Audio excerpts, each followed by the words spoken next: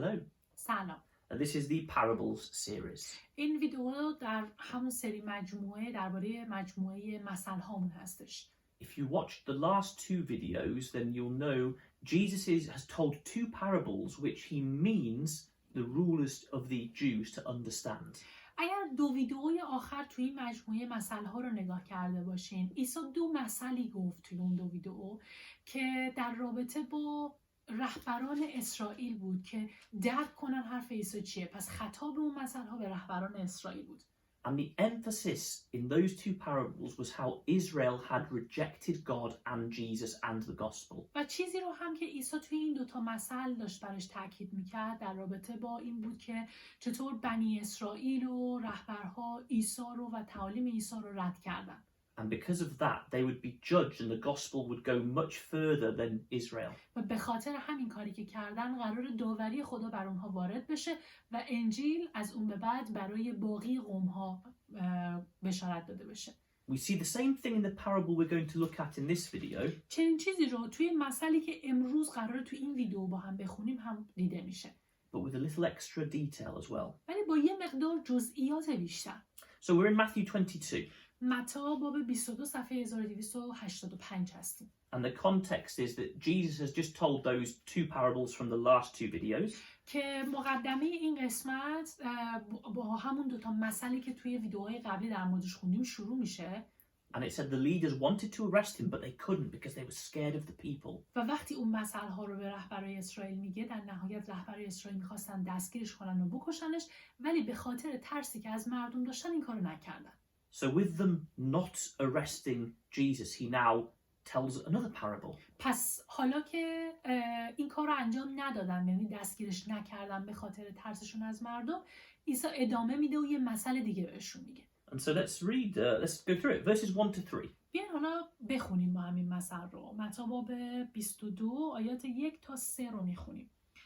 عیسی باز به مثل‌ها با ایشان سخن گفته فرمود: پادشاهی آسمان را میتوان به شاهی تشبیه کرد که برای پسر خود جشن عروسی به پا داشت. او خادمان خود را فرستاد تا دعوت شدگان را به جشن فراخوانند، اما آنها نخواستند بیایند. So it's a wedding. پس یه جشن عروسیه. Imagine that there's a big wedding. تصور کنید یک عروسی بزرگی هستش. And you get sent an invitation to it where there's going to be lots of good party, food and drink. و برای شما دعوتنامه‌ای میاد که قراره توی این مجلس غذا باشه، جشن و سرور و اینها برقرار باشه تو جشن. You'd think, well, I definitely go. I've got the invitation. It's going to be a great day. و ممکنه با خود فکر کنی که خب من که دعوت شدم پس قطعا میرم و روز خیلی خوبی هم قرار داشته باشم تو این جشن. In this parable, that doesn't happen. ولی توی این مثل اینطوری اتفاق نمیافته. The king is throwing a huge wedding banquet for his son. توی این مثل پادشاه میاد برای پسرش یک مجلس عروسی بزرگی تدارک میبینه. Imagine what a day it will be. The food, the celebration, the drink, all free. تصور کنید که چه روزی هستش اون روز که همه چیز اونجا، غذا، نوشیدنی، جشن، همه چیز مجانیه برای مردم. And the people who get the invitation say, no. و دعوتنامه‌هایی برای مردم فرستاده میشه و کسانی که دعوتنامه دریافت میکنن میگن نه ما نمیریم. How strange is that? چقدر عجیبه. And then verse 4. حالا یه 4 رو میخونیم. پس خادمان دیگر فرستاد و گفت: دعوت شدگان را بگویید اینک سفره جشن را آماده کرده ام. گاوان و گوساله های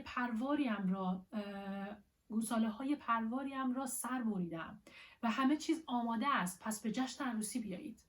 And so he tries to convince them and says, look all this food I've got ready. پس اینطوری تلاش میکنه که متقاعدشون کنه، میگه همین غذاها آماده است. Everything's ready, just come. همه چیز آماده است، فقط بیاین شما. And this time they don't just say no, they act really badly. و این بار فقط نه نمیگن، بلکه خیلی بد رفتار میکنن. Verses 5 and 6. آیات 5 و 6 رو میخونیم.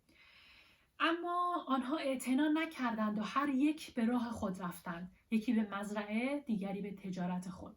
دیگران نیز خادمان او را گرفتند و آزار دادند و کشتند. So some of them just went, oh, shut up, and went off to work. پس یه سری فقط گفتن که ساکت شو، رفتن کار خودشون رو ادامه دادن. Whereas some grabbed the servants and beat them and killed them. و یه سریای دیگه حتی اون خادمین پادشاه رو گرفتن، زدنشون و کشتنشون. Now, they're showing that they really must hate this king. و با این کارشون دارن نشون میدن که واقعا احتمالاً از این پادشاه متنفرن. If they're even refusing free day, a free wedding, and they abuse his servants. اگر چنین چیزی رو دارن رد میکنن، یعنی یک روزی رو که جشن و سرور و همه چیز مجانی قراره باشه براشون رو رد میکنن و حتی خادمین اون پادشاه رو هم اذیت میکنن، How much they must hate him. احتمالاً داره نشون میده که چقدر از خود پادشاه متنفرن. And the king does not like them either. پادشاه هم اصلا از چنین چیزی خوشش نمیاد. Verse 7. آیه 7 رو میخونیم. شاه چون این را شنید خشمگین شد، سپاهیان خود را فرستاد و قاتلان را کشت و شهر آنها را به آتش کشید. So the king says, fine, okay, and he destroys their city and burns it. پس پادشاه میگه که خب حالا که این کار کردین، اون هم آدماش رو میفرسته، کل شهر رو نابود میکنه و شهر رو میسوزونه. Now this is talking about Israel. این در حقیقت داره در رابطه با اسرائیل صحبت میکنه. God tried to give Israel everything. خدا تلاش کرد که به بنی اسرائیل هر چی که لازم دارن رو بده. He gave them so much. همه چیز رو بهشون داد. For free. هم مجانی بهشون داد. And he sent them his son, offering them eternal life. و در نهایت پسر خودش رو براشون فرستاد که زندگی ابدی رو بهشون پیشکش کنه. But they killed the prophets. ولی اونها همه انبیا رو کشتن. They betrayed God and Jesus. خدا و عیسی رو به عیسی و خدا خیانت کردن. And they gave Jesus to the Romans to be killed. و عیسی رو تحویل رومی ها دادن که کشته بشه. By doing this, they showed that they hated God. و با انجام این کارها نشون دادن که از خدا متنفرن. They could say all they liked, that they loved him, but it wasn't true. میتونستن بگن که به خدا بگن ما دوستت داریم، ولی خب این حقیقت نداشت. And even after Jesus was resurrected, they still persecuted his followers. حتی بعد از مرگ عیسی مسیح هم باز همین یهودی ها دنبال کنندگان عیسی رو شکنجه دادن. And because of that, we know that God destroyed Jerusalem and the Jews were scattered through the earth. و به خاطر همین کارهاشون هم در نهایت میدونیم که خدا کل اورشلیم رو نابود کرد و همه اون بنی اسرائیل رو تو کل زمین پراکنده کرد. So that's the first part of the parable. پس این بخش اول این مثل هست که خوندیم. And that's what he's been talking about in the last two parables also. که دقیقاً این همون چیزی بوده که تو دو مثل اخیر دقیقاً داشته در مورد همین صحبت میکرده. But in this parable, he goes on to say what will happen next. حالا توی این مثل میاد ادامه میده و بهشون میگه که بعد از این چه اتفاقی میفته. So first of all, let's read verses 8 and 9. بیاین آیات 8 و 9 رو بخونیم. سپس خادمان خود را گفت جشن عروسی آماده است، اما دعوت شدگان شایستگی حضور در آن را نداشتند. پس به میدان شهر بروید و هر که را یافتید به جشن عروسی دعوت کنید.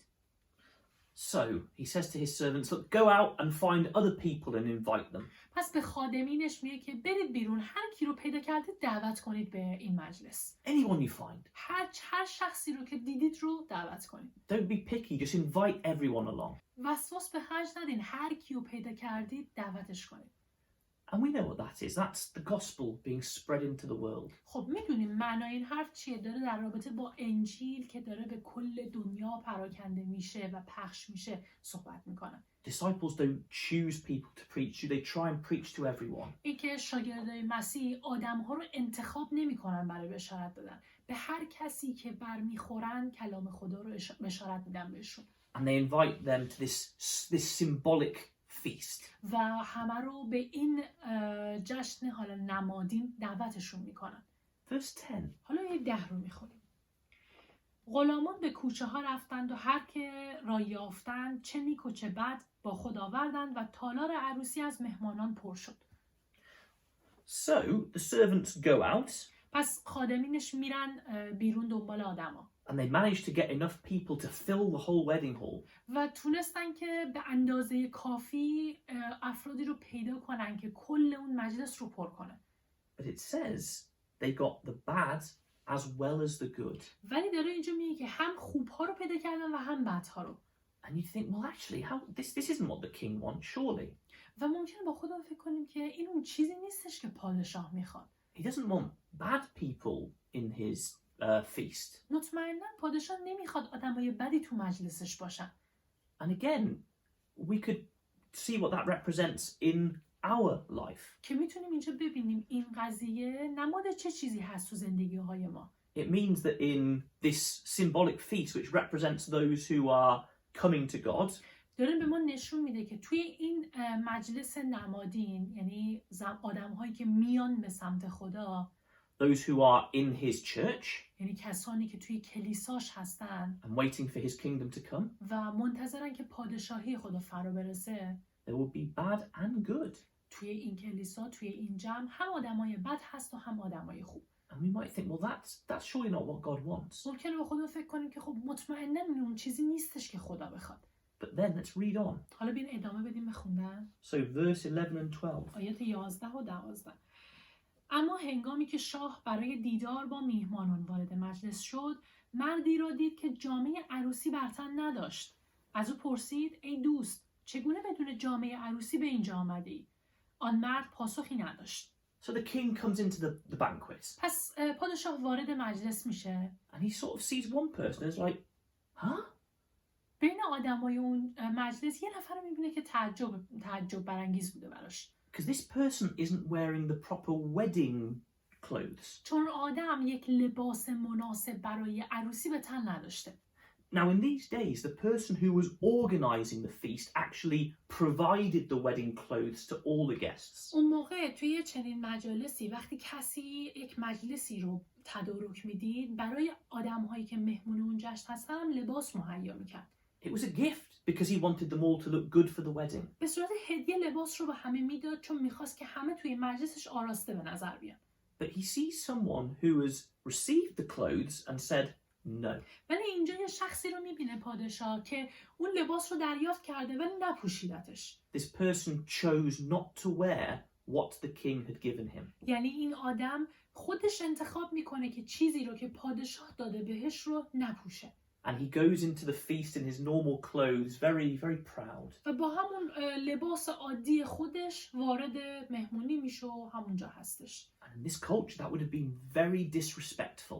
توی فرهنگ اون موقع چنین کاری خیلی خیلی بی احترامی بوده به صاحب مجلس. So this guest shows he doesn't really love the king. پس این مهمون داره نشون میده که واقعا اهمیتی به پادشاه نمیده و دوستش نداره. He's just come for the food and the dancing to have a good time. فقط واسه غذا و رقص و اینها اومده که فقط یه زمان خوبی اینجا داشته باشه و خوش بگذرونه. He doesn't care if the king's happy or not. اصلا اهمیتی نمیده که پادشاه خوشحال باشه یا نه. He's just come to get what he wants. فقط اومده اون چیزی رو که خودش میخواد رو بگیره و بره.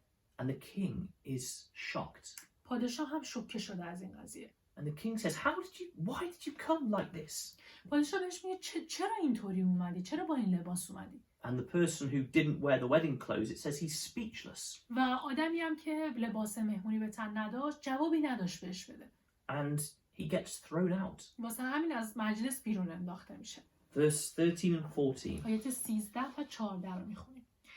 آنگاه پادشاه خادمان خود را گفت دست و پایش را ببندید و او را به تاریکی بیرون بیاندازید، جایی که گریه و دندان به دندان ساییدن خواهد بود، زیرا دعوت شدگان بسیارند اما برگزیدگان اندک. So he says, tie him up and throw him out, پس بهشون میگه که دست و پاشو ببندین و بندازیش بیرون. where there will be weeping and gnashing of teeth. بندازین جایی که فشار دندان به دندان و اینها، گریه و اینها وجود داره. So what's this saying? این حرفا یعنی چی؟ Lots of people hear the gospel. آدمای زیادی کلام انجیل رو میشنون. And sometimes churches are filled up with people both good and bad. بعضی وقتا میبینیم که کلیساها هم با آدمهای خوب پر شده و هم با آدمهای بد. Now all of us are sinful, همه ماها گناهکاریم. but some people take the gospel seriously and some people don't. ولی بعضی از آدمها، بعضی از ایماندارها انجیل رو جدی میگیرن ولی بعضیا نه. Some people who come to the gospel are like this man. بعضیا هستن که وقتی به سمت انجیل میان دقیقاً مثل این آدم توی مهمونی هن. They don't respect God. They don't want to do what he wants them to do. احترامی برای خدا قائل نیستن و نمیخوان اون چیزی رو که خدا ازشون میخواد رو انجام بدن. They're really just there for what they can get. فقط اینجا هستن که اون چیزی رو که دلشون میخواد رو بگیرن، یعنی یه چیزی نصیبشون بشه. Now we can't be sure exactly what the wedding clothes represent.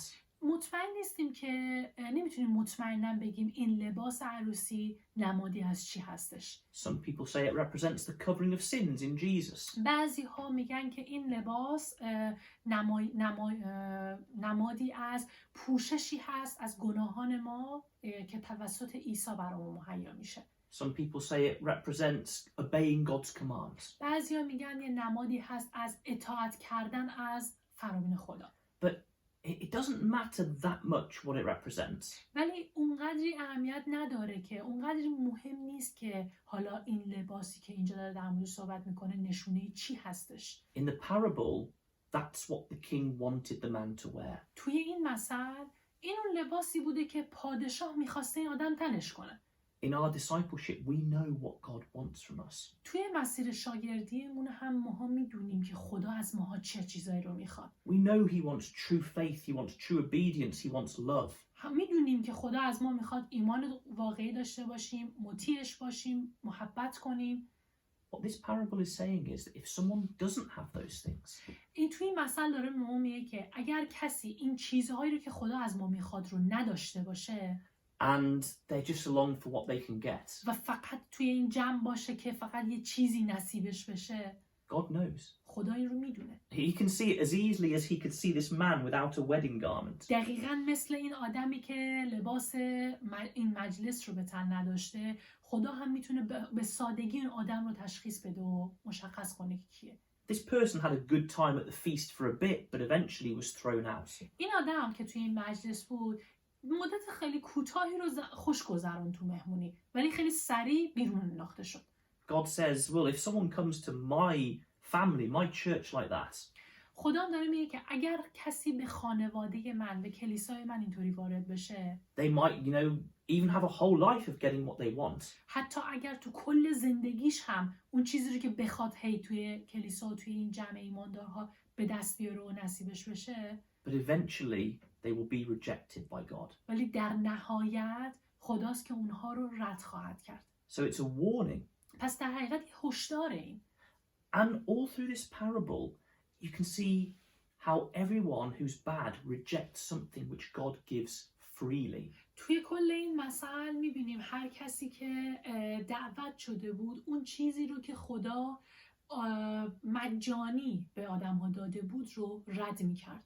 This man was given the wedding garment freely. اینجا هم این لباس مجلس، لباس عروسی مجانی به این آدم داده شده بود. God offers us forgiveness through Jesus freely. خدا هم بخشش گناهان از طریق عیسی رو مجانی به ماها پیشکش کرده. And says, just show faith and love for me. و به ما میگه که فقط در قبالش ایمان داشته باشین و به من محبت کنین. So it's a lesson for all of us. پس این یک درسیه که هممون باید درکش کنیم. We didn't do anything to be invited to this feast. ماها کار خاصی انجام ندادیم که به خاطر اون کار به این مجلس دعوت شده باشیم. And before Jesus comes back, God will allow lots of people to come to his church. و تا زمانی که عیسی برگرده خدا اجازه میده که آدم‌های زیادی به این کلیسای اون دعوت بشن و وارد کلیساش بشن. But if someone isn't true, then eventually they will be rejected. ولی اگر کسی در طول این زندگیش ایماندار حقیقی نباشه، در نهایت خدا اون رو رد خواهد کرد. It doesn't matter if you are a Jew or a non-Jew. فرقی نمیکنه که یهودی باشی یا غیر یهودی. Those who God accepts are the ones who receive his invitation. کسانی که خدا قبولشون میکنه، کسانی هستن که این دعوت رو از خدا دریافت میکنن. And then they follow him with truth and take him seriously. و بعد با ایمان دنبالش میکنن و جدی میگیرنش. So let's be like those good ones. پس بیاین مثل اون ایمانداران خوب باشیم. Thank you. ممنون.